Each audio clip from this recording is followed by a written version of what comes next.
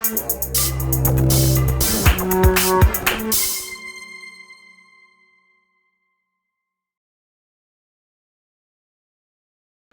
next variation of this posture is the boatman's kick, so it gets its name from, if you imagine pushing a boat away from a jetty and what you would have to do in terms of the posture to not fall in the water.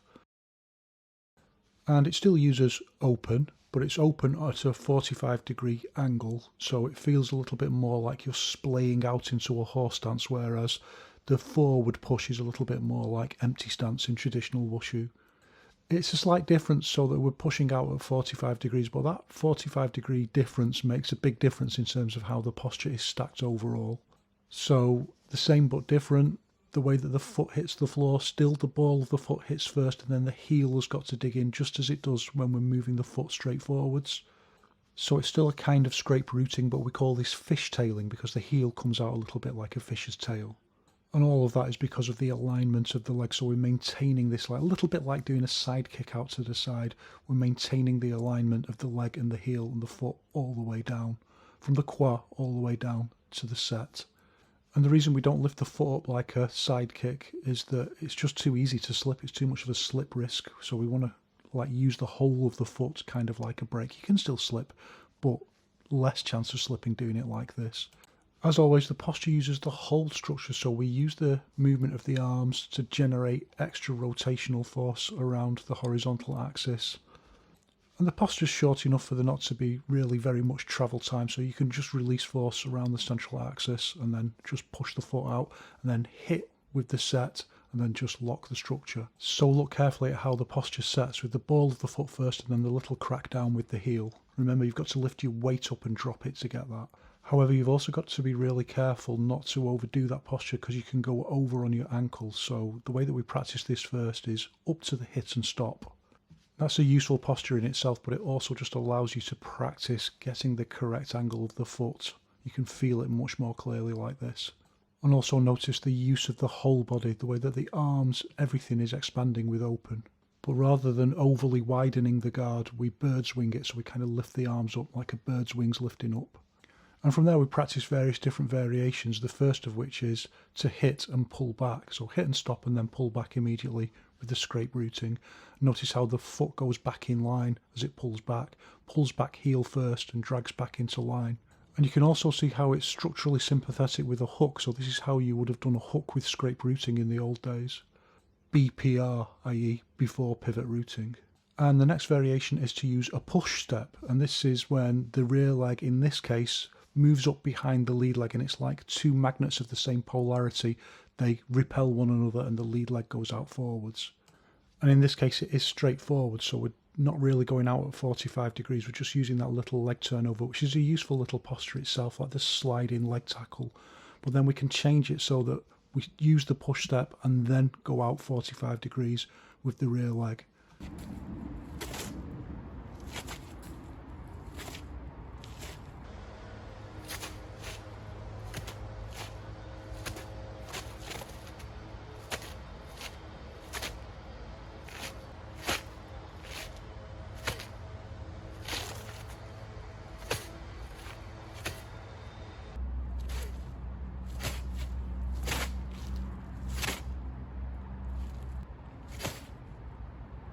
So notice that the finishing posture is quite wide, it's much wider than a normal guard stance. And that helps to add stability and solidity to the structure of the legs. And this is the kind of posture you do where you just slam forwards into someone's thigh and hip and unbalance them. And if you listen somewhere beneath the sound of a distant strimmer, you can actually hear that some of the postures set and some of the postures don't. You can hear where the heel hits the floor, and then some of them it doesn't quite catch. Which is always the case, you're never going to get them all perfect, and particularly not on a slippy floor.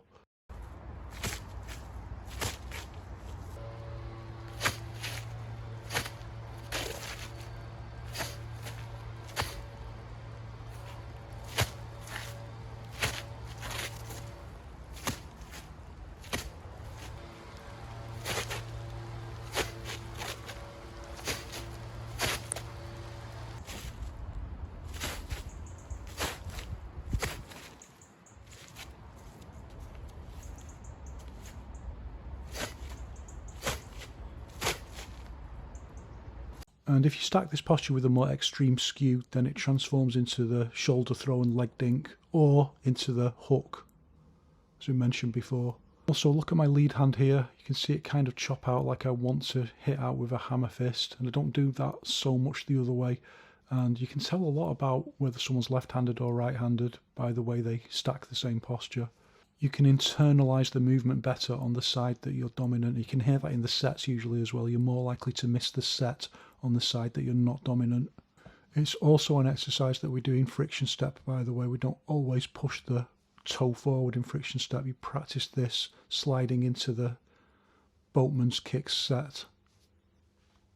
Next we switch to using rear leg and triangle step, so it's got to travel quite a way before we release force.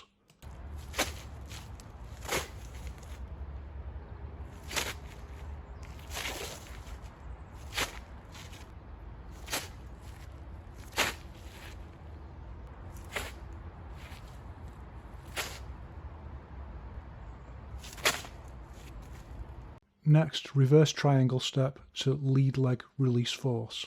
And this one's all about the timing.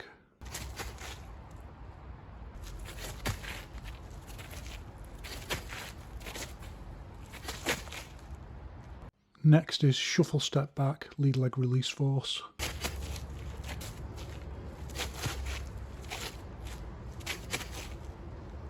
Next, retreating push step to lead leg release force.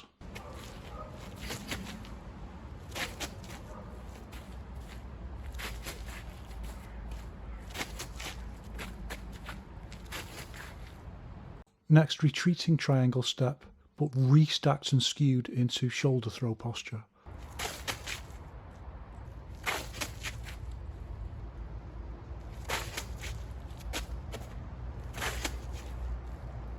Next, we change to a finessing exercise where we move from the push forwards, pull back, and then 45 degrees out into the boatman's kick. And the point of a finessing exercise is just that it doesn't have to have a particular purpose. It's just to train the body to do these fine movements. And this will be particularly useful later on when we want to use more advanced forms of setting with combinations.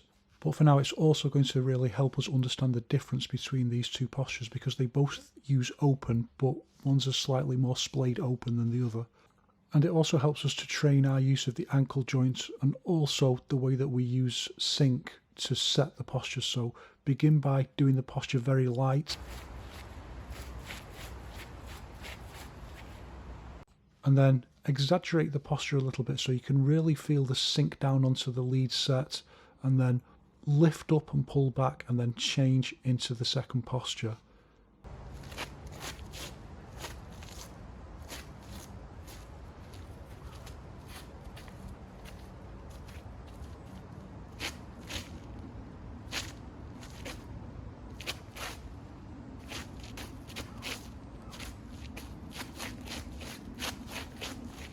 And from here, listen to the rhythm 1, 2, 3, 4, 1, 2, 3, 4. That method of using rhythm is going to be very important later on.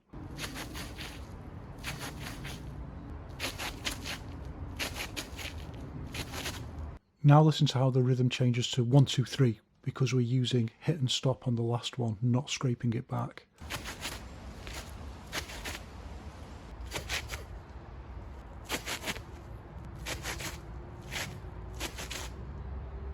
And the reason we're using hit and stop on the last one is because we want to replace that beat of 4 with something else like a rear hand strike, which is highly structurally sympathetic from here. And using this system of timing and beats will help us understand what we should be doing with our setting. But we're going to come back to that in another video. Next variation is what we call a scissor step for obvious reasons, although it's really just a variation of a push step.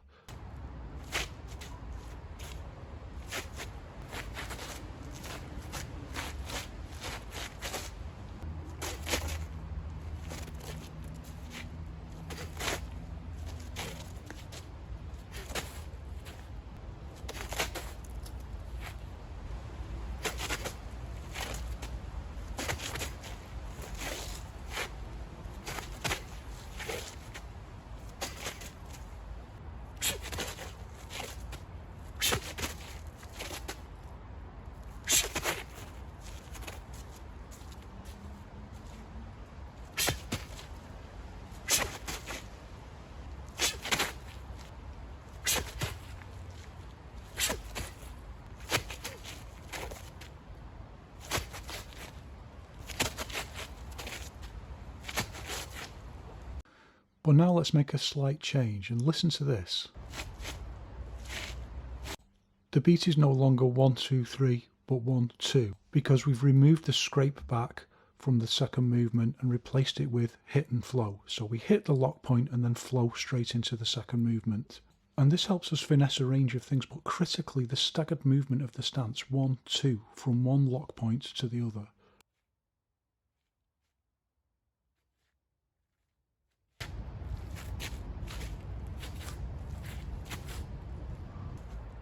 Secondly, again, it takes the finesse of the foot angle, so the way that we're using the ankle joint, onto a whole other level. It's bringing it up into conscious movement and then training it so that it can become a reflex action.